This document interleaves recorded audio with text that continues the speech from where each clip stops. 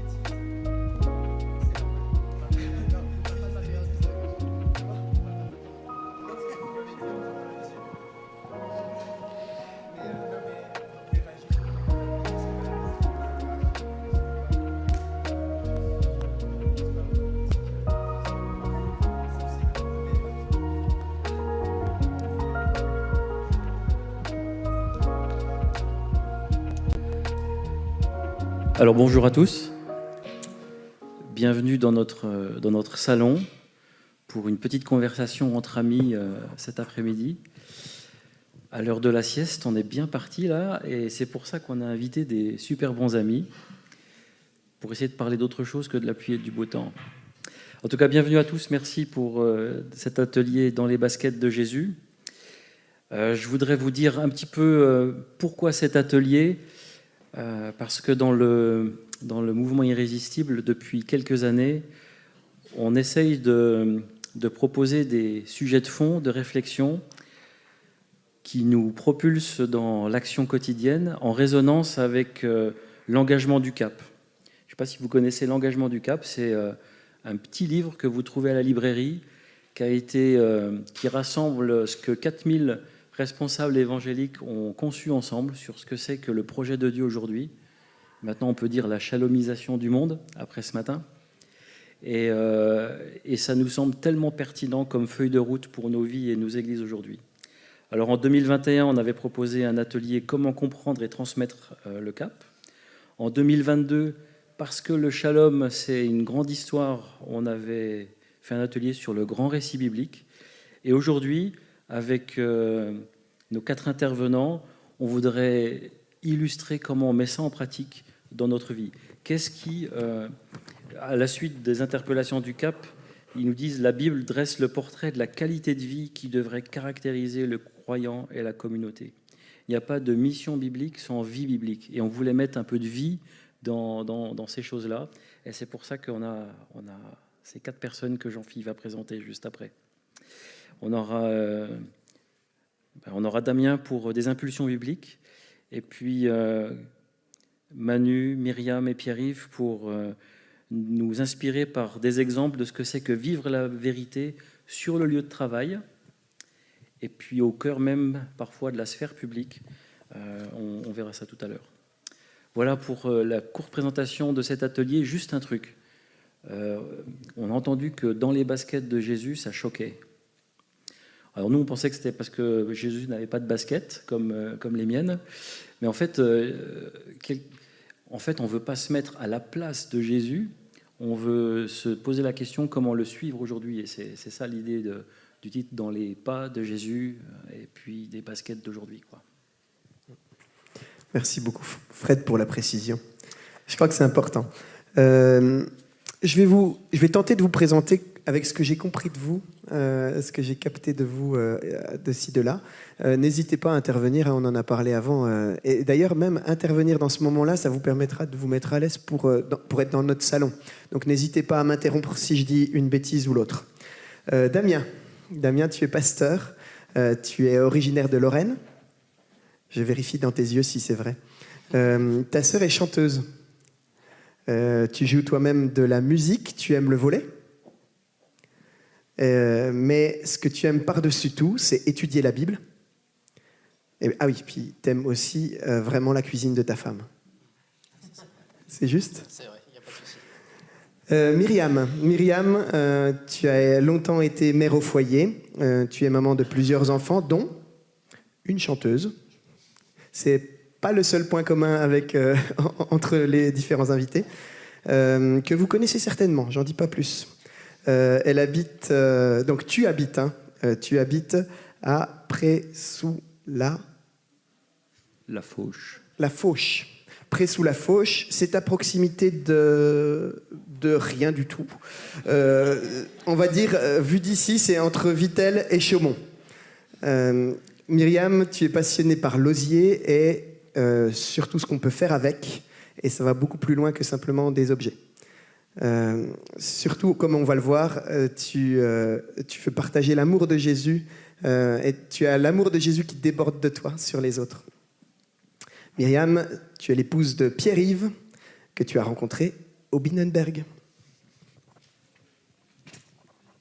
Et puis Pierre-Yves, figurez-vous, qui est assis à côté, il est également papa de plusieurs enfants. Je dirais 4, dont une chanteuse, décidément. Pierre-Yves, tu es agriculteur, aussi tu es président d'une CUMA. Vous ne savez pas ce qu'est une CUMA ? Moi non plus. Mais on va voir que ça a une certaine importance dans ton parcours. Manu, tu es au top. Enfin, je veux dire que tu es directeur adjoint du Top Chrétien. D'ailleurs, si vous voulez postuler au Top Chrétien, vous aurez plus de chances si vous venez d'Auvergne et que vous avez bossé pour Michelin. C'est ça, je vous préviens, c'est mal payé, mais venez. Parce que, si je ne me trompe pas, tu n'es pas le seul dans ce cas-là au Top Chrétien. Tout à fait. Tu vois, je suis bien renseigné. Hein. Ouais. Manu est ingénieur web de formation. Il est arrivé au Top il y a 12 ans. Manu est plutôt un scientifique de base, mais ce que je retiens de l'entretien de préparation que nous avons eu fin d'année dernière, je crois, puisque ça devait venir en janvier, janvier, c'était prévu. Ce moment-là. Ce que je retiens de cet entretien, il y a 2 mots qui me sont venus, c'est amour et vérité, ou honnêteté. J'ai senti ça de ce qui dégageait de toi dans l'entretien. Manu, tu es quelqu'un d'aimant et tu m'as l'air très attaché à la vérité au point où tu n'hésites pas à nous parler ouvertement d'une dispute avec ta femme qui a été un moment important pour que l'amour de Dieu change ton regard sur les autres. Mais je n'en dis pas plus, on en saura plus tout à l'heure dans l'atelier. Peut-être juste dire aussi que cet atelier il est en 2 parties. Une première partie où on va découvrir la vie de tout le monde, et puis une deuxième où il faudra qu'on échange ensemble. Le salon va encore s'élargir à nous tous pour qu'on les triture un petit peu aussi avec nos questions et puis qu'on ait un vrai échange ensemble. Tout à fait. Est-ce qu'on commence ? Allez, c'est parti. Alors Damien, on va commencer avec toi. J'ai une question à te poser à laquelle tu prends le temps qu'il te faut pour répondre. Pourquoi il est tellement important de vivre une vie de disciple tout le temps et partout ? Très bonne question. Très bonne question. Et vu que c'est l'impulsion biblique aussi que je dois apporter, j'aimerais m'appuyer sur un texte très connu. Très connu, mais peut-être avec des lunettes un peu différentes. On va essayer de voir ce texte-là. Et je vais vous lire ces 3 versets, c'est très court. C'est Matthieu 28, la fin de Matthieu 28. Les versets 18, 19 et 20. Alors Jésus s'approcha d'eux et leur parla ainsi : « J'ai reçu tout pouvoir dans le ciel et sur la terre. Allez donc dans le monde entier, faites des disciples parmi tous les peuples, baptisez-les au nom du Père, du Fils et du Saint-Esprit. Enseignez-leur à obéir à tout ce que je vous ai prescrit. Et voici, je suis moi-même avec vous tous les jours jusqu'à la fin du monde. » Alors vous connaissez bien ce texte, plusieurs d'entre vous. Il y a un mot dans ce texte qui revient souvent. Et peut-être on connaît tellement bien ce texte qu'on ne voit pas ce mot-là. Je ne sais pas si vous arrivez à voir, il y a un mot qui revient plusieurs fois dans ce texte. C'est moins facile qu'hier soir. C'est moins facile. Hein. Je suis comme ça. Avec moi, vous allez voir, c'est moins facile. C'est ce que dit ma femme souvent. Mais bon, le mot qui revient dans le texte, et peut-être on ne s'en est pas rendu compte, je ne sais pas si vous en êtes rendu compte, c'est le mot « tout ». Le mot « tout », qui revient 4 fois dans le texte. Le mot tout qui revient 4 fois. Et en regardant ces 4 fois, ça répond bien, je pense, à ta question en fait. Qu'est-ce que la mission? Comment vit-on la mission aujourd'hui, partout, tout le temps? Et c'est très intéressant de voir que Jésus a répondu à cette question à travers ce texte-là. Le premier tout qu'on voit, c'est que Jésus dit « J'ai reçu toute autorité dans le ciel et sur la terre. » Dans le ciel et sur la terre. Ce n'est pas juste spirituel, la mission, quelque chose dans le ciel, quelque chose de flou, de vague, mais c'est quelque chose qui englobe tous les domaines de l'existence. Il y a quelqu'un qui s'appelle Abraham Kuyper, qui est un missiologue connu, mais qui était aussi Premier ministre aux Pays-Bas, qui a dit « Il n'y a pas 1 centimètre carré dans toute la création sur lequel le Christ, qui est souverain sur tout, ne crie « à moi ». Il n'y a pas 1 centimètre carré dans toute cette création où Jésus ne crie pas « ça, c'est à moi ». Alors on voit vraiment que c'est important de voir que toute l'existence et tous les domaines de l'existence appartiennent à Christ, sont sous l'autorité de Christ. Et avec ces 4 tout, j'aimerais vraiment qu'on prenne l'image pour bien comprendre aussi des lunettes. Peut-être ça va vous aider un peu. Alors moi, j'ai des filles qui mettent des lunettes. On passe notre temps chez l'opticien. C'est une très bonne manière de témoigner. On passe notre temps vraiment là-bas à réparer les lunettes, etc. Et ils ont différents mots, différentes difficultés avec les lunettes. Et là, la première difficulté, c'est l'astigmatie. Donc on n'arrive pas à voir... les objets ne sont pas vraiment sur notre rétine comme ils sont au réel. Et tous les objets peuvent être plus ou moins déformés. Et je pense qu'il ne faut pas être astigmate dans la mission. Il faut voir que tous les objets appartiennent à Christ. Tous les domaines de l'existence appartiennent à Christ. Ne faisons pas preuve d'astigmatie spirituelle dans ce domaine-là. Le deuxième tout, faites des disciples parmi tous les peuples. Parmi tous les peuples. La mission, elle est inclusive par nature. Elle s'adresse à tout le monde. Elle s'adresse à ce collègue, hein, vous savez, ce fameux collègue qu'on a tous et qui, tous les lundis, nous saoule un peu, en fait, avec les mêmes questions, etc. Elle s'adresse à lui aussi, la mission. Ou vous savez, elle s'adresse à aussi cet enfant des rues qu'on ne connaît pas du tout, qui est loin là-bas et personne ne peut parler pour lui. Elle s'adresse à tout le monde, au loin, aux proches, partout. Il n'y a pas de séparation, et ça j'aime le dire souvent, entre mission locale et mission mondiale. Il y a une distinction qu'on peut faire, un enrichissement mutuel certainement, mais pas de séparation entre les deux. Et là, ça nous ramène justement encore à notre histoire de lunettes. Alors il ne faut pas être astigmate, comme on l'a vu dans tous les domaines de l'existence, il ne faut pas être myope. C'est bien la mission de près, mais il faut voir de loin aussi. Il faut en tant que personne et en tant qu'Église arriver à voir de loin aussi. C'est bien aussi de ne pas être... alors il y a stigmate, il y a myope, et il y a hypermétrope, qui est l'inverse. Ça veut dire c'est bien de voir de loin et on est encouragé, on voit qu'on fait telle chose, au Laos, etc., etc. Mais aussi qu'est-ce qu'on fait auprès. Donc c'est cette idée d'avoir cette vision au loin, aux proches également.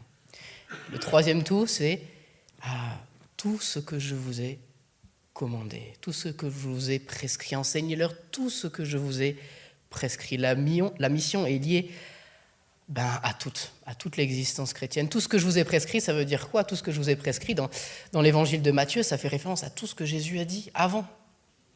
Matthieu, c'est structuré, si vous voulez, en 5, on n'a pas le temps de faire un long cours sur ça, mais c'est divisé en 5 grands discours, Matthieu, où Jésus fait un grand discours, le sermon sur la montagne, 5 à 7, chapitre 10 sur la mission, chapitre 13, les paraboles du royaume, chapitre 18 dans la communauté, chapitre 22, 23, 24, 25 sur la fin des temps. Et à chaque fois, c'est structuré en disant, voilà, je fais des enseignements, des blocs d'enseignements, qui sont séparés avec des parties, des histoires. Pourquoi? Parce que ça fonctionne comme ça, la mission. Parce que la mission, ça fonctionne comme quelque chose de tous les jours. La mission, ça fonctionne avec des allers-retours entre l'enseignement, ce que vous entendez le dimanche ou bien même en semaine, les enseignements et la vie réelle. La mission fonctionne intrinsèquement comme ça. Enseignez-leur tout ce que je vous ai prescrit. Notre mission de faire des disciples, elle est liée avec l'existence. On ne peut pas prendre simplement... vous savez, c'est bien d'avoir des manuels en 12 leçons pour apprendre l'évangile à un tel, les 7 signes de Jean, etc. C'est très bien, c'est des amis qui ont fait ces manuels, donc je les connais bien, il n'y a pas de souci avec ça. Mais en fait, c'est bien de vouloir dupliquer, mais c'est aussi quelque chose de personnel, en fait, de très personnalisé. Et il faut, je pense aussi, ne pas oublier cela. Hein. Si on doit prendre un exemple, on n'est pas la chaîne McDo, on ne fait pas d'émission à la chaîne, mais on est plus sur du restaurant 4 étoiles quand on fait du discipulat. On n'est pas sur du, on n'est pas sur du Zara, on est sur du Coco Chanel. Voilà. On est dans de la haute couture quand on fait du discipulat. C'est quelque chose qui prend du temps. C'est petit à petit, on met de l'énergie là-dedans. Et je finis avec le dernier point. Il dit, Jésus, je suis avec vous tous les jours. Je suis avec vous tous les jours. Jésus a commencé par dire au tout début que c'est partout. Mon autorité, elle est partout. Et maintenant, il dit, non seulement c'est partout, mais c'est tout le temps. C'est tout le temps. Il finit par montrer que la mission est une réalité en fait quotidienne. Pas de séparation radicale entre le dimanche et la semaine, entre les évangélistes et les chrétiens, entre l'amour de Dieu et l'amour du prochain. Alors ma fille Néma, oui, elle a besoin de mettre en ce moment ses lunettes tous les jours aussi. Elle a besoin de mettre en ce moment ses lunettes tous les jours. On a rendez-vous chez l'orthoptiste, je n'ai pas regardé mon agenda, mais dans quelques jours, ça fait 1 année qu'on va chez l'orthoptiste, parce qu'elle doit besoin rééduquer ses yeux, etc. Et si elle ne met pas tous les jours, ça ne fonctionne pas. Elle va apporter un cache à l'œil, sinon pour faire travailler l'autre œil. Que Dieu épargne ma fille, mais que Dieu épargne l'Église en France. Avec tous ces mots qu'on a vus, que ce soit la presbytie, que ce soit la myopie, que ce soit l'hypermétropie, que Dieu nous épargne de tout ça, qu'il nous aide à ne négliger aucun de ces 4 tout. La mission concerne tout lieu, elle se vit en tout temps, elle répond à toute question, elle s'adresse à toute personne. Et comme on parlait du CAP, en 2010, le CAP, il dit l'évangile entier, au monde entier, par l'Église entière. Et j'ai envie de rajouter dans notre quotidien entier. Alors c'est intéressant, le CAP en 2010. L'année prochaine, en 2024, il y a un nouveau rassemblement, un grand rassemblement. Donc il faut vite qu'on finisse de bien comprendre le CAP pour aller sur la prochaine étape. À Séoul, en 2024, je vais participer normalement aussi à ce rassemblement en ligne, du moins parce que Séoul, c'est un peu loin. Et on va continuer à réfléchir ensemble à cela. Mais en tout cas, la mission, c'est quelque chose d'extraordinaire qu'il faut vivre de manière ordinaire. Qu'il faut vivre dans l'ordinaire.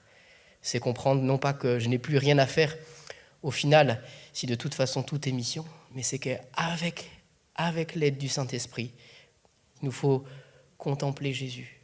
Contempler Jésus si souvent, regarder Jésus si fréquemment que mon cœur est transformé, que dans mon quotidien, il va être reflété naturellement.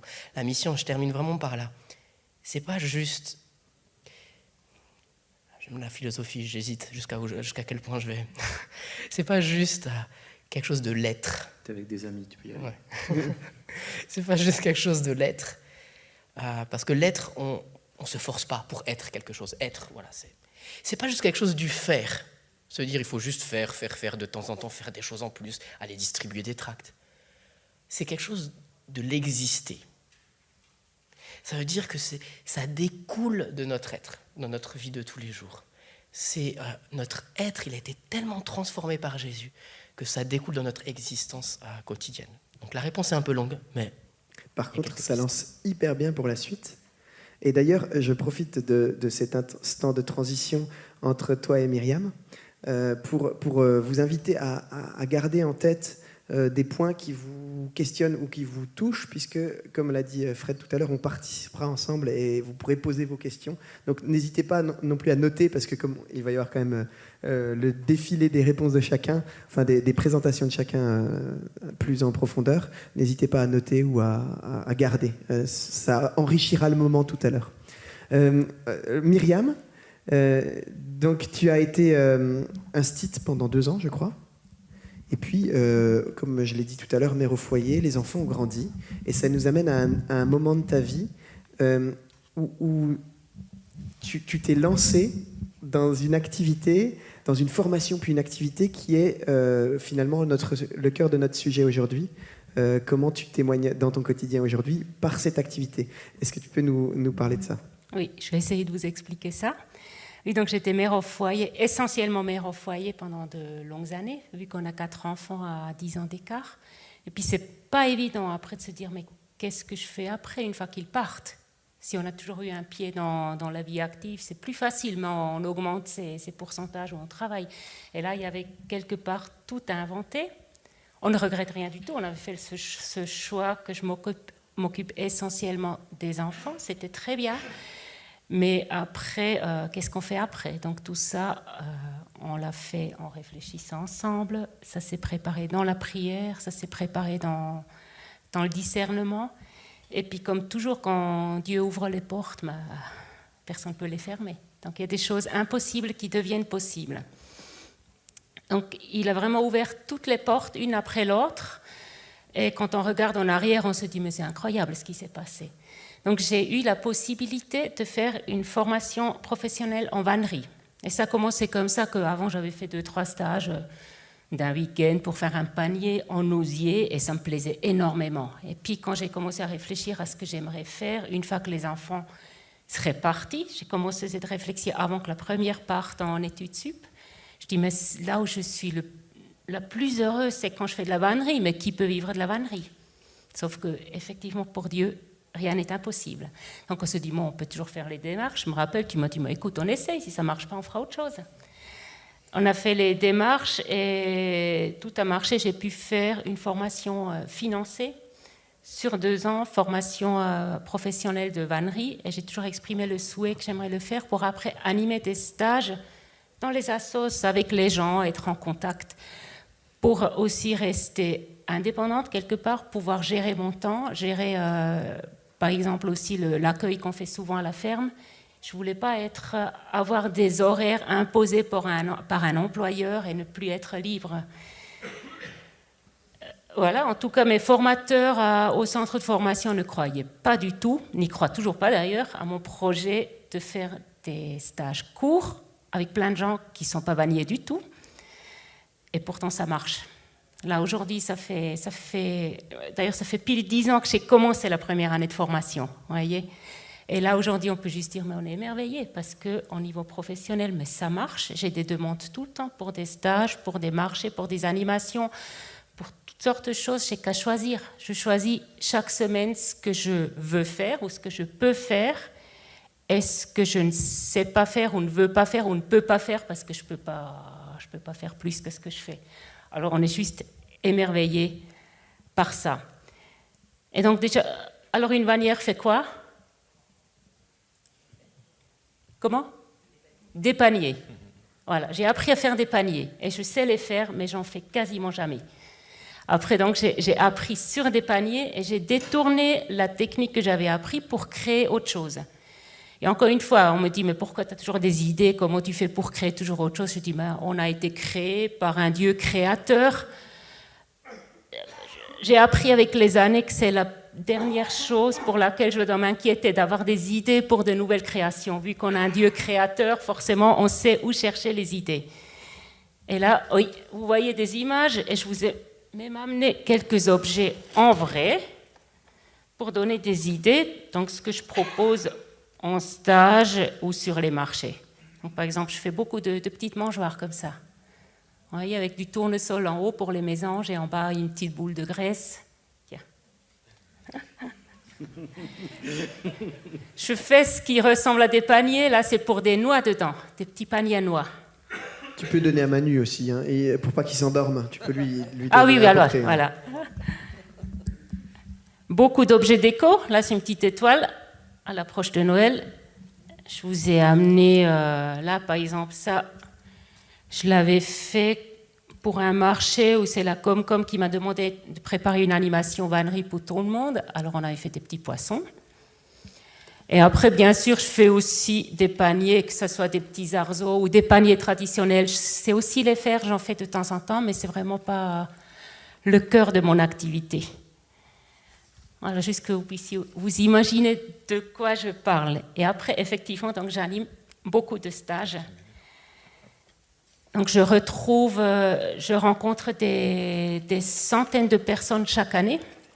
Parfois, je les vois qu'une seule fois parfois ils reviennent à la MJC, par exemple, là on vient de faire les inscriptions, il y a quand même dans notre petite ville, il y a plus de 60 personnes qui se sont inscrites à venir 11 fois dans l'année à un stage de 3 heures de vannerie.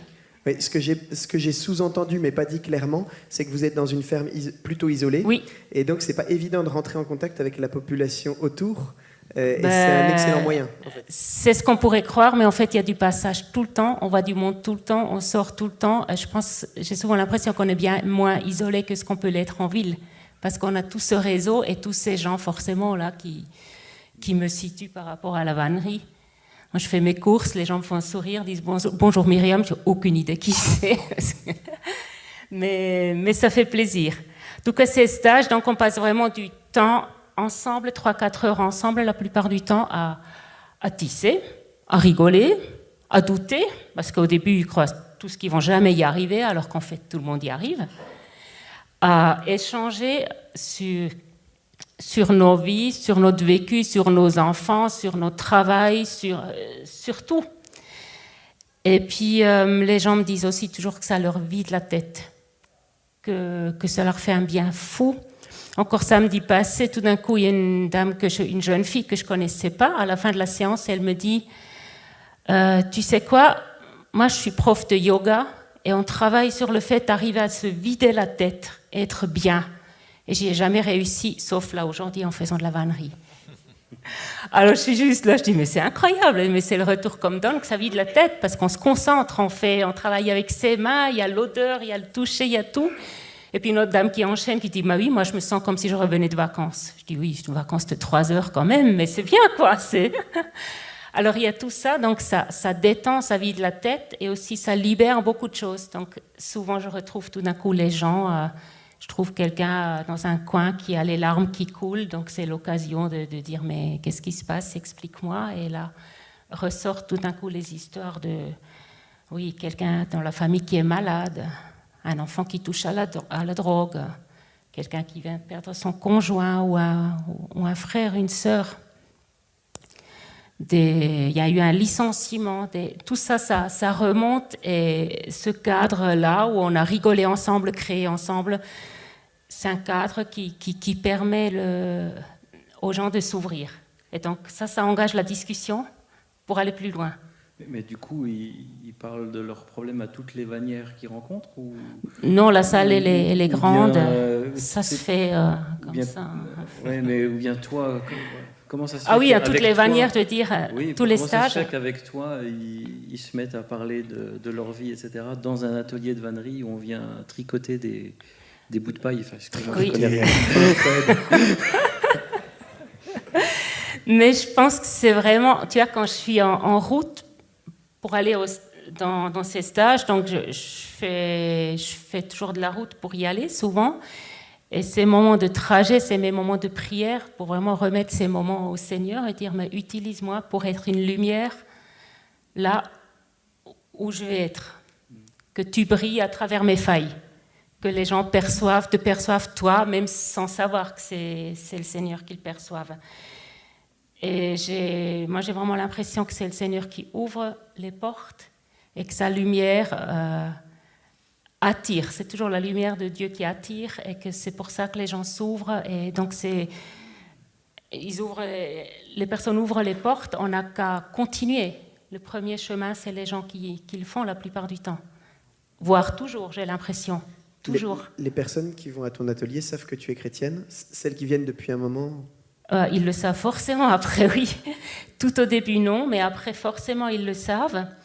Aussi parce que, déjà à la fin des stages, souvent tout le monde part, sauf forcément la personne qui a besoin de discuter, qui reste, et une fois que tout le monde est parti, là on peut discuter sans problème. Je m'organise toujours pour être disponible encore 1 heure après. Des fois il n'y a personne.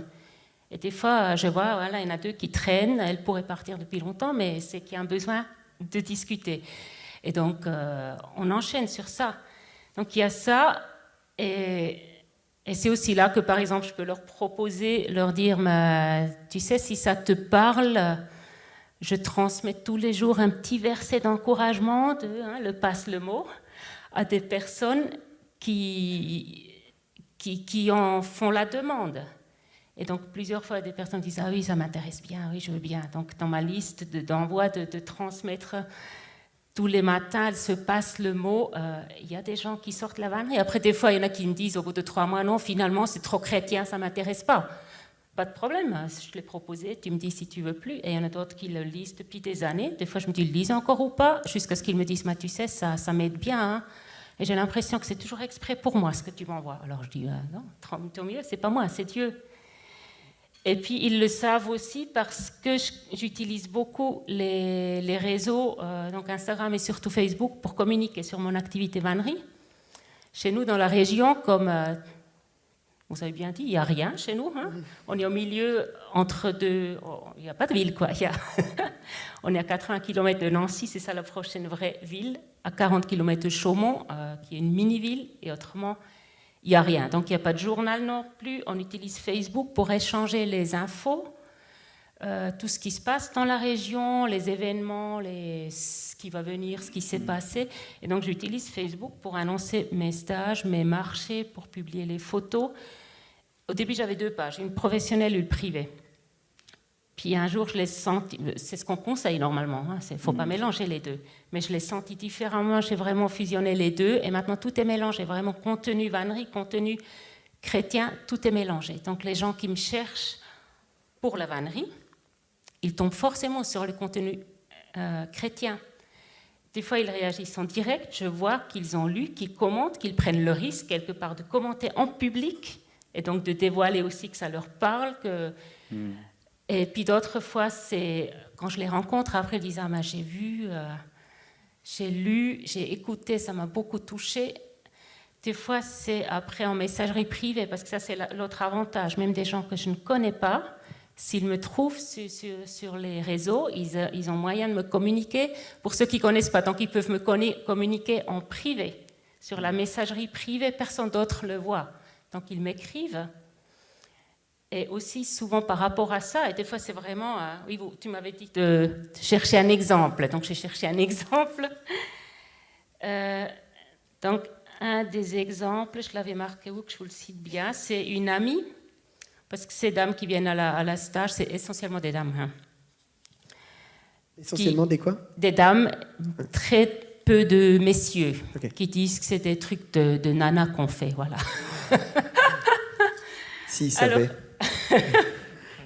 Non, très gentiment, quoi. Eux, ils demanderaient à faire des vrais paniers de jardinage, voilà. Donc, une amie qui venait à la vannerie l'année d'avant m'écrit tout d'un coup, comme ça, sortie de nulle part. Elle me contacte, elle dit « Bonjour Myriam, triste nouvelle à t'annoncer, mon mari vient de décéder, ainsi va la vie. » Les deux allaient être à la retraite, on fait des programmes pour leur retraite et tout. Mais que dire ? Que dire? Elle m'écrit comme ça, que ça faisait des mois qu'on ne s'était pas écrit. C'est bien... si ça, ce n'est pas une porte ouverte... Donc ça, c'est un exemple concret. Où après, je lui dis, mais bon, je prie avant de lui répondre, bien sûr. Puis j'écris. Et je finis le petit message en disant, je te souhaite beaucoup de force et de courage pour continuer le chemin seul. Un pas après l'autre, et ça va aller. Je t'embrasse. Et aussitôt, elle m'a répondu, elle a fini par « Oui, à chaque jour suffit sa peine ». Alors là, si là, ce n'est pas une porte ouverte. On n'a qu'à enchaîner. Donc, je lui ai dit « Oui, à chaque jour suffit sa peine ». C'est une phrase de la Bible qui dit dans le même passage que Dieu prend soin même des petits oiseaux et des fleurs des champs et qu'il prendra aussi soin de toi. Elle m'a renvoyé un « Merci Myriam » avec plein de cœur. Donc c'est ça après, c'est comme ça que les gens ils savent que je suis chrétienne. C'est les gens qui ouvrent la porte, qui abordent le sujet de plein de manières. Oui. Myriam, c'est inspirant d'entendre que dans ton activité, c'est la vannerie, c'est toute la créativité que tu as et que Dieu t'a donnée, mais tu aménages ça aussi en étant disponible après pour les participants. Et est-ce qu'il y a des participants qui te demandent d'aller plus loin? On va plus loin des fois, oui. Ouais. Oui. Je propose depuis des années ce qu'on appelle des cafés lecture à la maison. Donc ça a commencé avec une copine, puis avec plusieurs. Donc on fait la même chose que font, je suis sûre, au moins toutes les femmes dans la salle. On boit le café avec les copines et on papote. On est d'accord? On fait ça. Hein. Sauf que là, je l'annonce vraiment, on dit aujourd'hui on fait un café lecture, ça vous va? Donc c'est bien annoncé, on boit le café, on papote, donc de notre vie de femme, d'épouse, de maman, de tout ce qu'on veut. Et une fois qu'on a papoté, pendant un bon moment, on dit bon, et maintenant, comme dit ma copine, maintenant travaille. Alors, moi, donc je prépare toujours un texte biblique qui est imprimé, je prépare des questions qui amènent au cœur du texte biblique. Et donc on lit le texte et on répond aux questions. Les questions, donc il y a 4-5 questions qui permettent toujours de se recentrer sur le texte biblique parce qu'on papote et on s'éloigne, donc on recentre sur le texte biblique. À la fin, on lit un commentaire que j'ai aussi rajouté, un petit commentaire que j'ai pioché dans un livre ou sur Internet ou n'importe où. Ça vient jamais de moi, c'est pas moi qui commente parce que j'estime que j'ai déjà parlé avant, donc là, le commentaire vient de quelqu'un d'autre.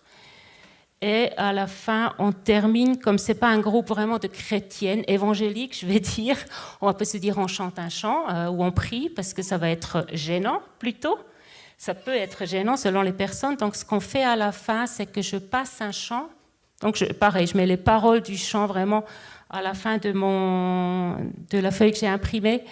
Et on écoute le chant ensemble. Encore une fois, ce chant la musique qui déclenche beaucoup d'émotions, qui fait passer un message. Et avec que les la gens... voix d'Alizé. Ça arrive que ce soit la voix d'Alizé, mais c'est très varié. C'est très varié. Là, c'est vraiment les paroles du chant qui comptent, qui interviennent. Oui. Donc ça, c'est les cafés lecture, oui, qui vont plus loin. Oui. Oui. On reviendra à Myriam hein, dans le temps de questions. On a encore des choses à te demander, Myriam. Mais c'est vraiment... moi, ça m'inspire hein, d'entendre comment de la vannerie... que je connais pas. On traverse à Fail-Bilo, on voit tous ces paniers. Myriam fait une activité qui l'amène à rayonner avec le cœur qu'elle a pour les autres. Et puis moi, j'ai envie de me tourner vers Pierre-Yves.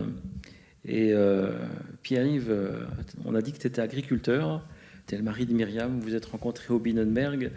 Mais pour moi, enfin pour nous, je pense que je ne suis pas seul. Un agriculteur, il est un peu seul dans sa ferme, sur son tracteur. Alors, pour rencontrer l'autre dans ton travail, ça se passe comment? Alors, je pense que c'est bien de partir du contexte. Et c'est vrai que quand on est rentré de l'école biblique, qu'on s'est marié, on s'est installé sur cette ferme, il y a en fait tout plein de mondes qui peuvent très bien se rencontrer ou être totalement ignorants l'un de l'autre. Et donc, on peut très bien rentrer avec un bagage biblique, etc. Et tout d'un coup, on passe dans le monde, enfin pour moi, le monde professionnel, avec évidemment l'envie de réussir au niveau professionnel, parce que tout n'était pas gagné dès le début. Et on peut très bien scinder et dire, voilà, ça y est, on passe à autre chose. Et le dimanche, on va se concentrer sur le côté biblique, et le soir en famille ou quoi, mais dans la vie professionnelle, ce n'est pas toujours simple. Et en fait, je dirais, donc l'autre problématique qu'il faut aussi compléter, mes parents étaient sur cette ferme déjà une quinzaine d'années avant, mais on venait d'Alsace, et on n'a pas les connexions avec les gens du cru, dans le sens où on est toujours quelque part les étrangers. Souvent on a la question, parce que vous êtes là depuis combien de temps déjà? Et quand on leur donne les années, ah déjà voilà. Donc on n'était pas du cru du côté familial, parce qu'on est dans une région où tout le monde, enfin quand on tire un petit peu, c'est comme chez les Ménonites, quoi, hein. On tire et puis tout vient derrière. Et ça, c'est la première chose. Et on est un peu les étrangers aussi, parce que on fait partie de la famille protestante et pas la famille catholique. Donc forcément, il y a beaucoup de barrières. Et si je reviens à la manière dont mes parents ont vécu ça, eux, ils ont, je le dis juste pour montrer comment on peut le vivre avec l'historique que l'on a. Ils avaient une relation très très respectueuse avec les gens, mais sans avoir d'amis, de vrais amis. parce que les amis, c'était dans le monde méno, dans le monde chrétien. Et quand ils allaient dans le monde méno, là, c'était les grands sourires, mais avec les gens, toujours très respectueux, et les gens les respectent beaucoup et apprécient leur manière de vivre et tout, mais il n'y avait pas le contact. Alors comment est-ce qu'on a pu faire pour changer, comme ce matin il disait, il faut changer le mode de fonctionnement. En fait, c'est pas forcément de moi que c'est venu, c'est plutôt des problèmes que sont venues les solutions.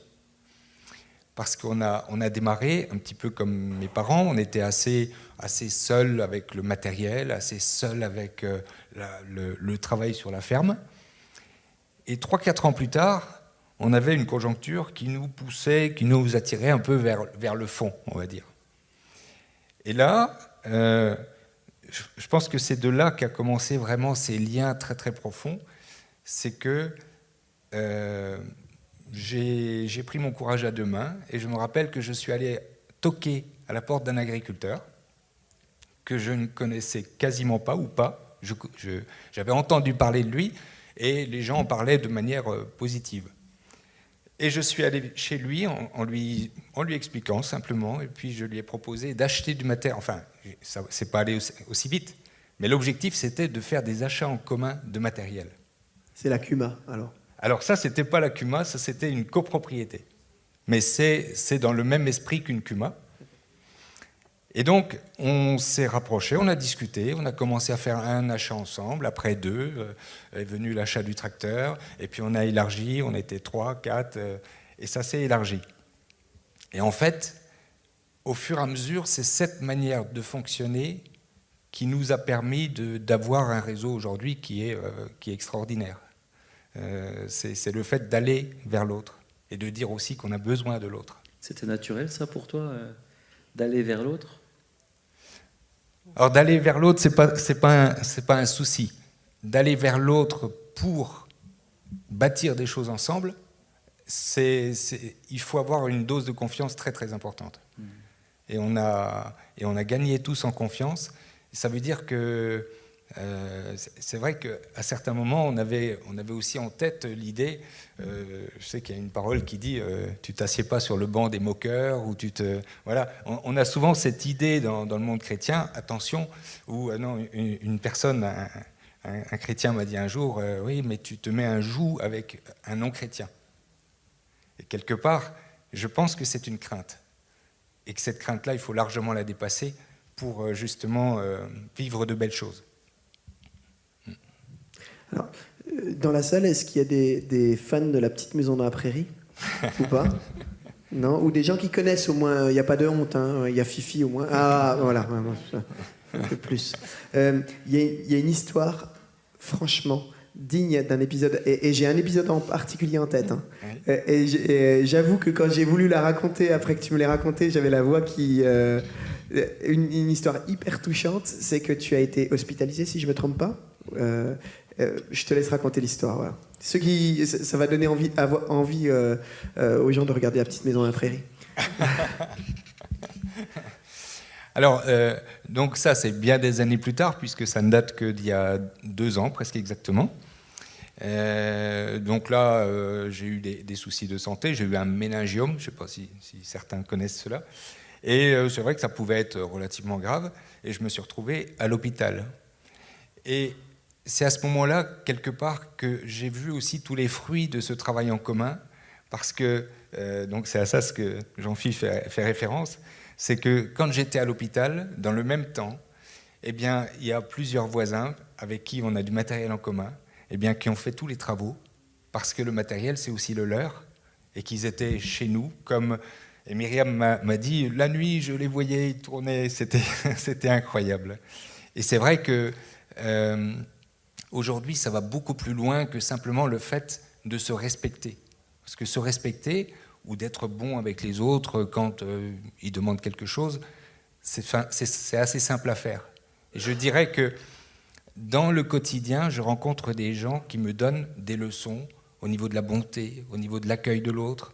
J'ai un voisin, on est toujours accueillis chez lui à table quand on va travailler ensemble. Il y a des gens qui sont extraordinaires, quelle est la différence? Moi, je ne suis pas meilleur qu'eux et je veux pas, surtout pas leur donner des leçons sur la manière de vivre. Par contre, oui, ils ne connaissent pas Dieu, ou ils connaissent juste des bribes de Dieu. Et je dirais, quelque part, je pense que c'est aussi dans notre manière de voir ses voisins qu'il faut certainement changer à notre niveau. Il y a ces gens qu'on rencontre, il y en a beaucoup qui ont, une connaissance de Dieu, mais qui n'est pas la bonne connaissance de Dieu. Ils connaissent un Dieu qu'on leur a présenté, qui est un Dieu qui peut être sévère, c'est un Dieu qui... et en fait, les exemples qu'ils ont de personnes qui vivent à côté d'eux et qui se disent chrétiens, c'est des exemples qui les font fuir. Et ça, ils nous le disent très très régulièrement. C'est des gens qui sont à l'église, par exemple, j'ai l'idée en tête d'une personne qui est tout le temps à l'église pour jouer du piano et tout ça, qui va faire des grandes leçons à tout le monde et qui, dans sa vie privée, vit des choses qui sont pas très correctes. Et ça choque. Il y a quelque chose d'extraordinaire dans ce que tu dis, et ça fait un point commun avec vous tous. Cette humilité qu'on ressent dans cette histoire, c'est quand même très rare dans nos milieux qu'on entende un témoignage à l'envers. D'habitude, on dit, moi j'ai donné aux voisins ceci, cela, et là, tu nous dis, et là, j'ai ressenti l'amour de Dieu au travers de mes voisins. La bénédiction des voisins. Ouais. Et je pense justement, quand Dieu parle de bénédiction, quand il le parle déjà à Abraham, c'est une bénédiction partagée. Mais nous, on pense toujours que, voilà, on est porteur de bénédiction, mais dans la Bible, je vois bien des gens, même David, quand il voulait, ou Salomon, quand il voulait monter le temple, le cèdre ne venait pas d'Israël, hein, il venait du Liban. Et je pense qu'il y a plein d'histoires comme ça, où la bénédiction, Dieu peut nous bénir au travers des autres personnes, de ceux qui nous entourent. Et il nous bénit. Ouais. Comme dans l'histoire du bon Samaritain, le prochain, c'est le Samaritain et c'est pas celui qui est... Voilà. Oui. Et aujourd'hui, alors ce qui me fait souvent sourire, j'ai un copain qui me dit toujours, encore cette semaine, je cherchais un échafaudage parce qu'on avait un travail à faire et il fallait un échafaudage. Et je lui ai dit, il m'a dit voir, il a un échafaudage devant sa maison depuis des mois. Et je ne pensais pas du tout qu'il était à la fin du travail. Et à un moment, je lui ai dit, écoute, d'où est-ce que tu as eu l'échafaudage? Il m'en faudrait un. Est-ce que tu saurais où je peux en louer un, etc. Et puis, il a dit, attends, on a bientôt fini, on a fini cette semaine de notre travail. Je peux demander à celui qui me l'a prêté. C'est un ami de mon beau-père. Vous voyez, ça part loin. Et puis le soir, il m'appelle, il me dit, c'est bon, il te le prête. Tu vois, tu as encore de la chance. Alors je lui ai dit, mais attends, cette chance est bien de toi. Et je pense que Dieu nous bénit. C'est des exemples comme ça, on en a des centaines à donner. On est vraiment bénis par des gens. Et ces gens-là, donc je disais, d'un côté, ils ont une mauvaise image de Dieu. Et d'un autre côté, oui, dans ce que j'avais noté, j'avais écrit que chez nous, c'est pas comme dans d'autres régions, on se coupe pas à chaque arbre et puis il y a un chrétien engagé qui tombe. Hein. Il n'y a quasiment pas de chrétiens par chez nous. Mais je pense que dans d'autres régions, comme dans bien d'autres, eh bien, il y a des hachés qui sont dans les arbres. Et puis ces hachés-là, ils regardent et puis ils ont un intérêt, mais ils ne le montrent pas. Alors ils se cachent un peu derrière l'arbre, et puis c'est Dieu, c'est Jésus qui leur parle en direct. On n'a pas besoin forcément d'être présent. Merci Pierre-Yves. Jean-Philippe, c'est toi maintenant. Ouais, on parlait d'humilité, il y a quelque chose qui m'a frappé donc, chez Manu, que j'ai évoqué dans la présentation, c'est la franchise avec laquelle tu nous racontes. J'ai évoqué une dispute avec ta femme qui t'a amené loin, en fait, hein. Et tu as l'honnêteté de nous dire, droit dans les yeux, dans la visio, moi je veux que tu racontes, voilà. Ouais. La dispute. La dispute. Ça va, vous dormez pas? C'était dur là, c'était l'horaire après le repas, mais en même temps, déjà merci parce que ce que vous avez partagé, c'est En fait, ils ont déjà tout dit, donc ça va être difficile d'en rajouter, mais franchement, c'est génial. Moi, ça m'encourage énormément. Alors, la dispute avec ma femme, on avait déjà compris, donc il y a quelques années, l'importance de passer du temps avec les non-chrétiens, de faire de la place dans notre agenda pour ça, même si on était déjà très occupé avec mon épouse. Et puis, Jésus était appelé l'ami des pécheurs, et je pense qu'on avait compris ça. Mais malgré ça, après 2 ans d'amitié, avec une famille de notre voisinage en particulier, on avait tissé des liens avec plusieurs familles, mais la famille de laquelle on était la plus proche, au bout de 2 ans d'amitié, on a eu plein d'occasions de leur parler de Dieu, de leur raconter des miracles de fous qu'on avait vécus, etc. Et puis, en fait, donc, on revient de vacances avec mon épouse, et je dis à mon épouse dans la voiture, je lui dis, écoute, on perd notre temps avec ces voisins-là. Parce qu'en fait, malgré toutes les opportunités qu'on a eues de leur parler de Dieu, malgré cette amitié, il n'y a rien qui se passe dans leur vie, ils ont des problématiques qui ne sont pas résolues, ils ne s'approchent pas de Dieu. Donc moi, je suis un scientifique très peu émotionnel, très objectif résultat. Et je dis, écoute, là, en termes d'investissement de temps par rapport aux résultats, on n'y est clairement pas. Donc je dis à mon épouse, écoute, restons leurs amis, mais arrêtons de prendre autant de temps pour eux, repas, apéro, on passait vraiment beaucoup de temps. Et puis passons à autre chose. Et effectivement, dans la voiture, mon épouse me dit, bah, moi, je suis pas du tout d'accord avec toi. Elle me dit, je pense que simplement, il faut qu'on continue à prendre du temps pour eux, à être là pour eux, et c'est ça, aimer les gens. Et alors moi je suis très têtu, il a fallu qu'une nuit passe, puisque le lendemain matin, donc c'était il y a 6 ans en arrière, le lendemain matin je me réveille vraiment avec des convictions très fortes. La première, c'est que c'est ma femme qui a raison, et pas moi. La deuxième, c'est que ces voisins-là, il faut que j'apprenne à les aimer comme ils sont jusqu'à leur mort, peu importe qu'ils acceptent Jésus ou pas dans leur vie. Et qu'en fait c'est ça, le fait d'aimer vraiment notre prochain, et c'est comme ça que Dieu nous aime. Dieu ne nous aime pas de manière conditionnelle. Dieu nous aime comme on est, et jamais il nous lâchera. Donc j'ai compris ça, et la troisième pensée qui m'est venue ce matin en me réveillant, c'est arrête de parler de moi. Comme si Dieu me disait arrête de parler de moi. C'est bizarre, on nous enseigne depuis tout petit que c'est important d'évangéliser, de parler de Dieu autour de nous, etc. Et du coup, ça m'a vraiment choqué, mais c'était vraiment cette pensée forte. Et en l'espace donc j'ai décidé de le faire, d'arrêter de parler de Dieu. C'était assez facile, entre guillemets, de base. Et en l'espace de 2 semaines, j'ai eu beaucoup plus d'impact qu'en l'espace de 2 années d'amitié. Pourquoi ? Parce que c'est pas tellement le fait de parler de Dieu ou de pas en parler. C'est qu'en fait, je voulais tellement que mes voisins rencontrent ce Dieu qui a changé ma vie et qui a fait tellement de belles choses, que en fait, je voulais leur refourguer mon Dieu, mais sans vraiment les aimer et sans vraiment m'intéresser à eux.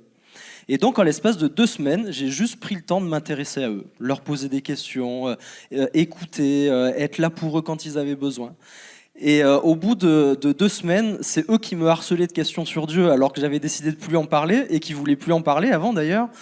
Et j'ai vécu plein d'autres choses dans ces 2 semaines-là de fou. J'ai un adjoint au maire qui a fini chez moi en pleurs, en train de crier à Dieu. Il venait de vivre une déception sentimentale, et je l'avais contacté par Facebook Messenger pile au moment où il avait fait une tentative de suicide.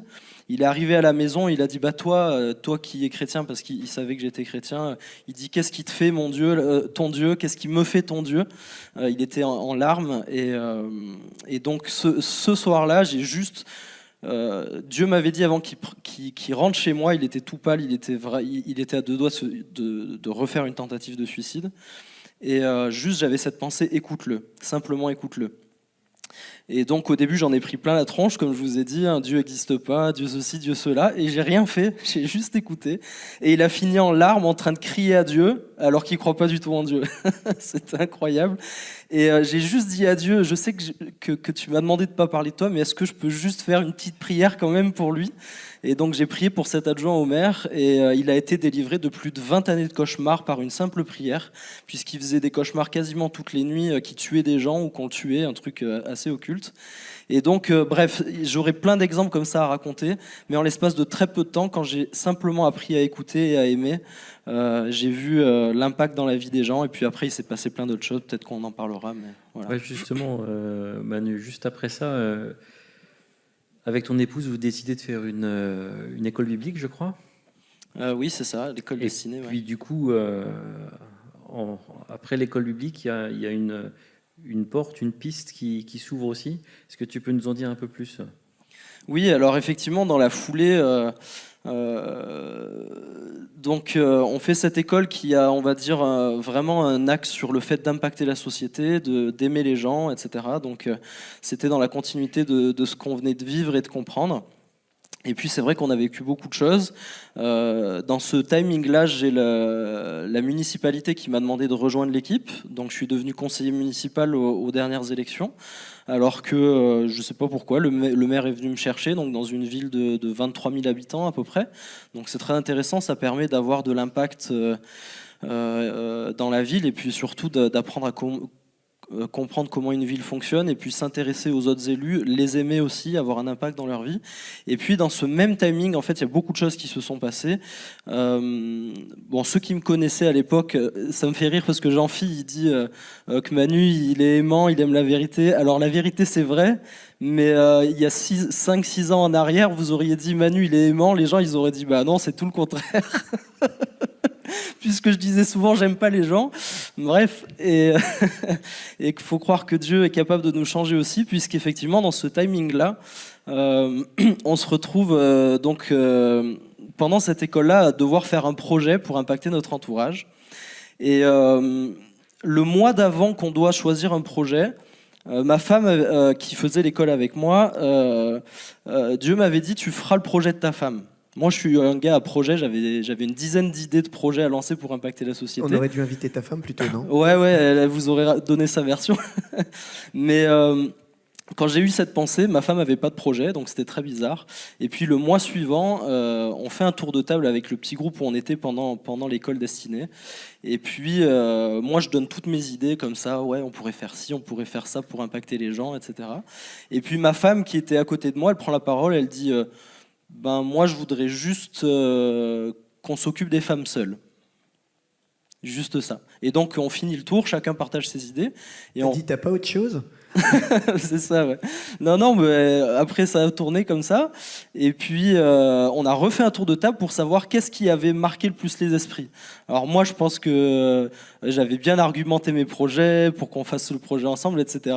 Les gens, ils ont dit, nous, on kiffe le projet de ta femme, s'occuper des femmes seules. Elle avait juste dit ça. Et pour moi, c'est une réponse à ce que Dieu m'avait dit le mois d'avant, tu feras le projet de ta femme. Et donc, pourquoi je vous dis ça? Parce que